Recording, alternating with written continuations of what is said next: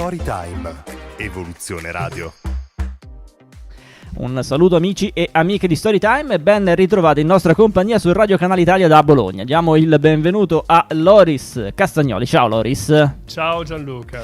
Grazie per essere qui con noi. Siamo nel mondo olistico e in particolare te sei un insegnante operatore di massaggio californiano. Allora, intanto qual è un po' il tuo background appunto nel campo del benessere olistico e perché ti sei voluto proprio specializzare in questo massaggio californiano? Bah, come dire, guarda, ti direi che è stato un colpo di fulmine. Mi sono innamorato di questa tecnica, iniziandolo a praticare un po' per un'occasione. Fui invitato da un'amica che avevo conosciuto. Io praticavo, avevo già iniziato da diversi anni a praticare la meditazione per me.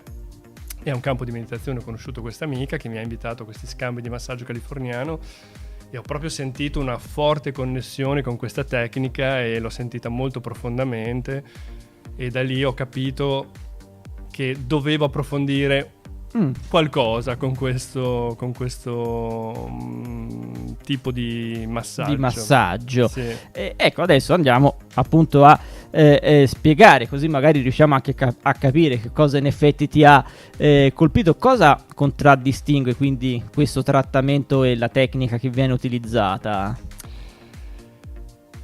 È contraddistinto dal fatto che è per cercare di spiegarlo molto velocemente, è un massaggio, quindi è una tecnica di contatto, cioè parliamo che c'è il contatto col corpo, del tocco, però è un lavoro molto sottile, è un lavoro che va a muovere più che i tessuti e sciogliere le tensioni dal punto di vista meccanico, a muovere di più le energie. Diciamo che è un lavoro che tocca sul piano psicologico e infatti è riconosciuto come massaggio psicosomatico perché è nato proprio così, è nato come terapia di contatto a supporto della psicoterapia.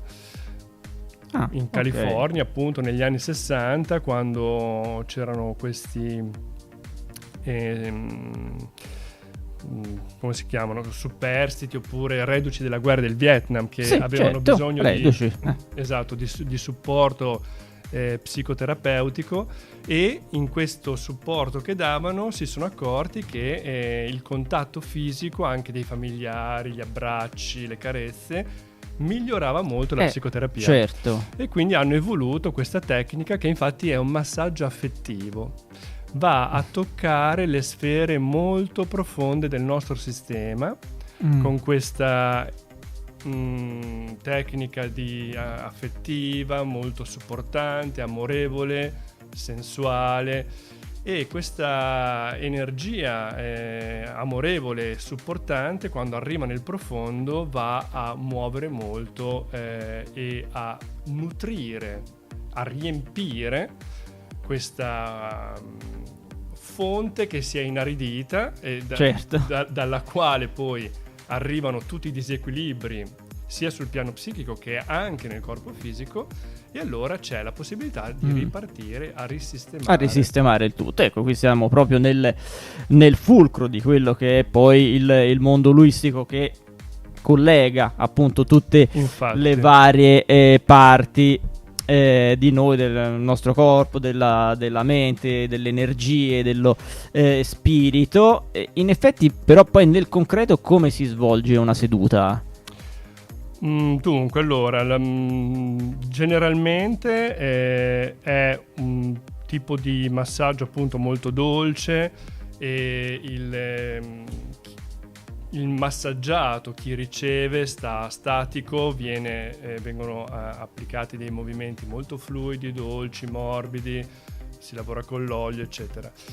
Io ho fatto tutto un percorso, diciamo, di evoluzione, anche ho integrato tutto un lavoro che avevo acquisito da altri maestri nel mondo della meditazione, del lavoro con le energie sottili, e quello che faccio io è ancora più sottile, ancora più psicosomatico, perché lo accompagno anche a una condivisione dallo spazio del cuore, dove apriamo lo spazio del cognitivo e lì iniziano a girare, arrivare anche altre informazioni che aiutano a integrare il lavoro che poi si fa sul corpo energetico, e in questo modo diventa anche un percorso di trasformazione per se stessi, soprattutto per quelli che lo fanno continuativamente, diciamo.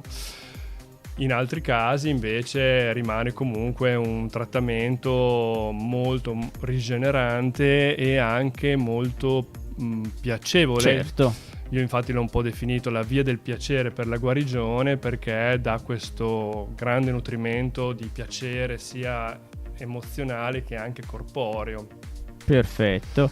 Allora, intanto diamo un po' di contatti, ovviamente rivolti appunto al massaggio californiano, quindi Californian Massage è il canale di YouTube e il sito massagiocaliforniano.net.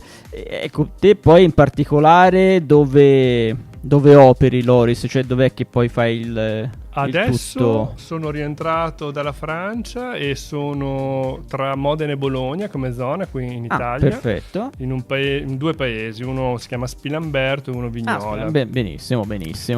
E senti, chi fosse ancora un po' dubbioso sulle pratiche olistiche o chi magari volesse fare una prima seduta, un primo massaggio californiano, quali indicazioni di base potresti dare? Cosa consiglieresti a chi volesse appunto provare il massaggio californiano?